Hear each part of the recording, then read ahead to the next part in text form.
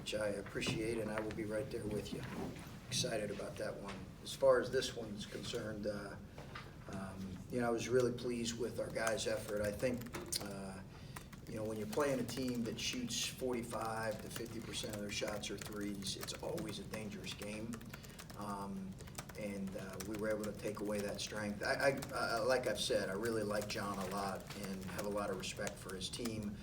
I think tonight, I think we were able to take them out of some things, but I really do think he's got a new group in some ways, guys playing different roles, but I think they're going to have a good year, and we certainly wish Purdue Fort Wayne well. And like I said, I've got a lot of respect for John and the job he does. We'll move forward, quick turnaround against a team that is I think, really good. Anytime you're playing a MAC team that's in-state, that has the level of athletes and the level of success that Kent State has had, it is, there's a lot of preparation that needs to happen between now and Monday night. They're undefeated. They're undefeated for a reason. They've had some great road wins. They won at Wright State, which was a terrific win, and they won at Towson. Towson almost beat Florida at Florida. So we need to play well, and we need to have a couple days of rest and hard work and preparation for Kent State. Because the first half, there were a couple of times where guys got a quick hook after maybe a mistake. Were you happy with the attention to detail, even as you're building a big lead and controlling the game? Yeah, it can get better. It can get better in some areas. I think a couple occasions we were sloppy with the ball. That's when we took a couple guys out, but it can get better. But I give our older guys a lot of credit right now because they set the tone for how we want to defend and play, and that's a credit to them. And if that gets inconsistent, then that'll be an indictment of me and them. So we've got to try to keep that in a consistent way. But the Wessons and CJ and Kyle, those guys are hungry to be a good defensive team. But we were not always as detailed as we needed to be. There was a play in the second half, and you guys had a run to open it, and CJ had the steal. He brought it up court, and he could have forced something, but he kind of pulled it out, fed it to Kyle. Kyle fed it back to him. He hit a three. When you talk about like seniors and calming things down and upperclassmen, like play like that from CJ, is that what you're looking for in situations like that and in games like this? Yeah. I think I've said that about CJ Walker. His leadership has been phenomenal, really, from day one with this group. And I think he struggled early, probably still will at times, getting back after sitting a year out. But his leadership's been great. He and DJ play well together, and they play off each other well. And we'll continue to look at that lineup some.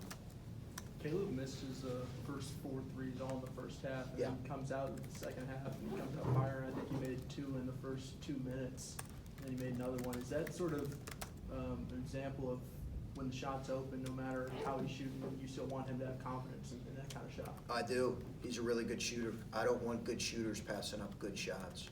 And if I didn't see him every day, and if we didn't chart every one of his shooting workouts in the summer, then I don't know. We've got a base of knowledge on the kind of touch that he has, and it's easy to lose him too because big guys they're pulled to the paint anyway. So I thought maybe there might have been 1 or 2 in the first half that wasn't great, to be honest with you, but I thought the rest of them were good, even a couple that he missed. And I told him that. I said, I think there might be a game where you're 1 of 4, but it's late and there's 3 minutes to go in crunch time, and it's a 1-possession game. If you're open and the ball's moved, I want you to shoot it. Is there a sense from you and the rest of the coaching staff about EJ that he's just feeling more comfortable right now, just on the court and his movements? It just seems like he's in a better place right now than maybe he was nervous earlier. Yeah, I think there's some of that. I think the biggest thing with him, he's a really gifted offensive player. And I think we'll continue to see that. You guys will continue to see that. Obviously, we've seen it watching him. Motor, and rebounding and defense, those have to just continue to grow and improve. When that does that, when that does, I think you'll see that he'll have an impact, because he can score the ball, he really can, and he was able to do that today when we needed it. Chris, there was a play in the first half out of a timeout where Caleb showed her a post up, and attention came to him, and then he threw a lob on the backside of the zone. Was that a draw up, or is that something you guys have had in? Bill. Hopefully no one else in the league is watching this, or that was a draw. Yeah, that was It was on pay-per-view, I'm not There sure. we go. Although, you get all your tapes. Yeah, absolutely. They're not going to not watch this game, but yeah, that was a draw. I was just asking that. Sorry, go ahead. It's a part of our package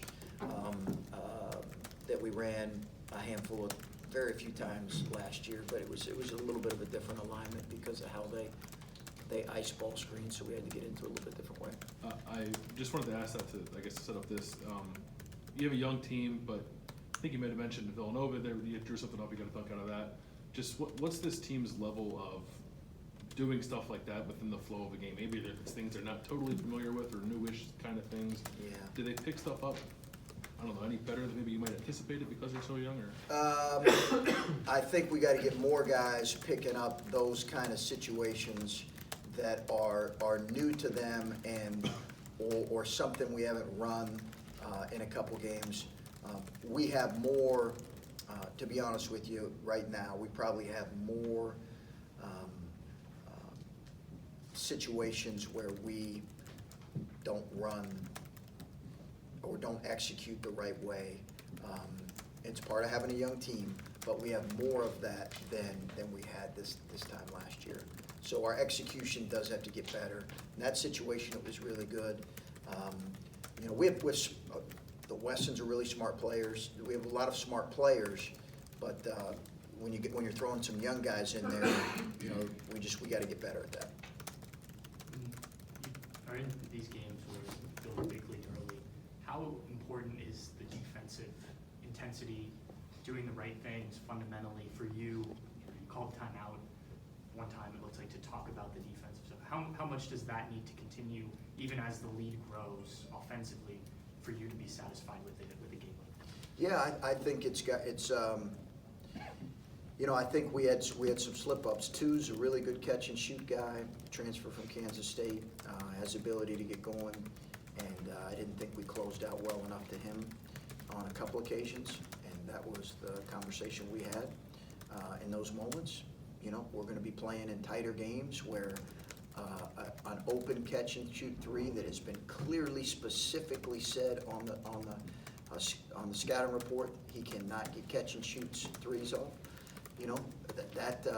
We'll lose a game in situations like that. So I think we can get better in those areas, and that's why you're trying to address it in those moments. How do you address EJ again? Like you said, you're a gifted offensive player, can really score the ball, but now he's on a team where you're not necessarily needing of that from every single night like he is in high school. So is it more just him finding stuff to do on the court, I guess? Yeah, but we're going to need him. Yeah. He's going to be an integral part of our. He had a big shot right against Cincinnati when we desperately needed it. He's going to be in a lot of those moments. So right now, when the minutes are there, and he's not played a lot because of the last two games, the nature of the last two games. But he's got to continue to get comfortable because we're going to need him. Monday will be, I'm sure, a much tighter game. He's going to need to be ready for that.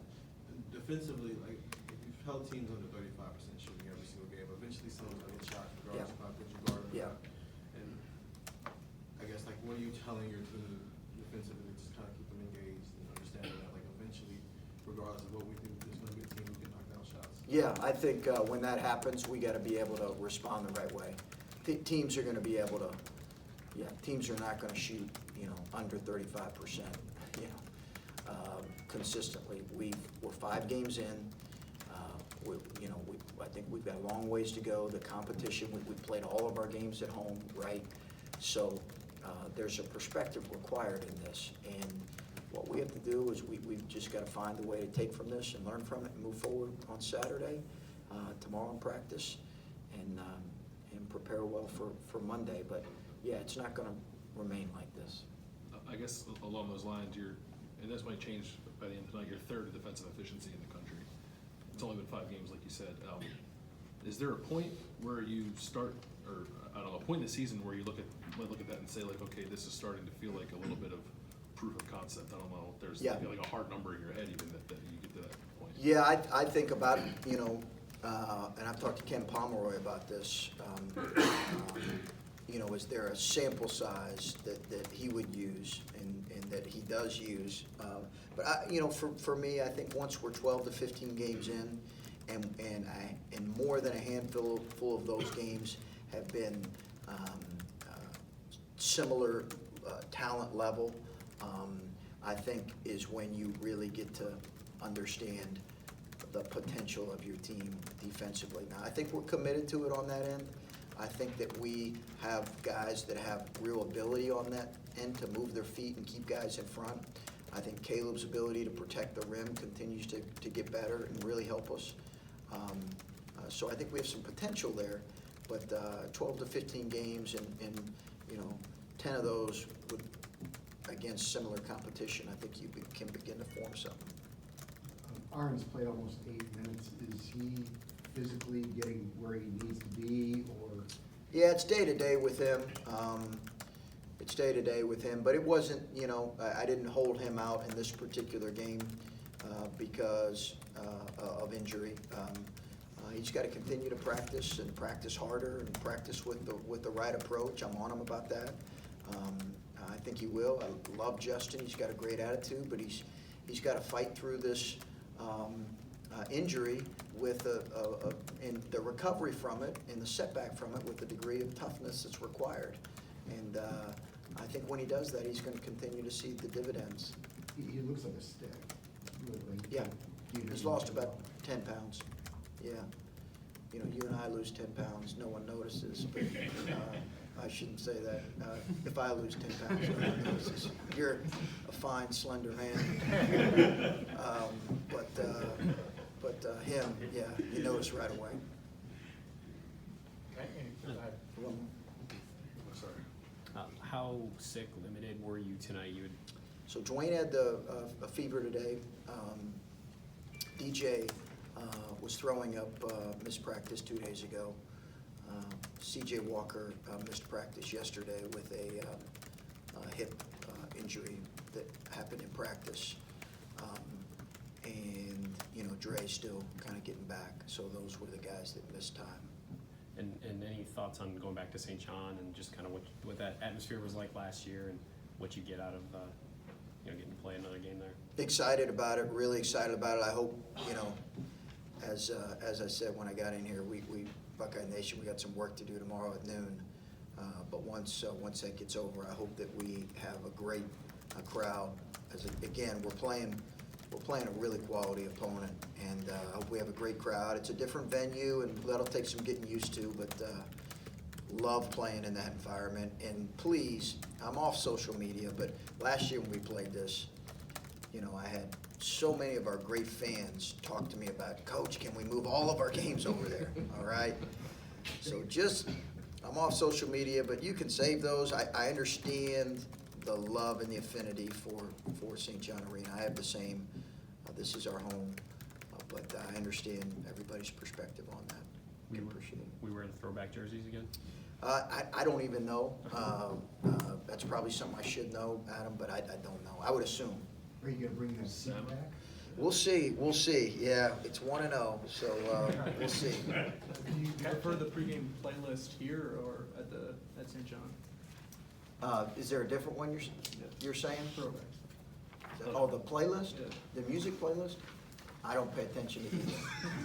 Okay, I don't pay. The only playlist I pay attention to is the one that I play before and after practice, and that's different than the one we hear here. All right, thanks, guys.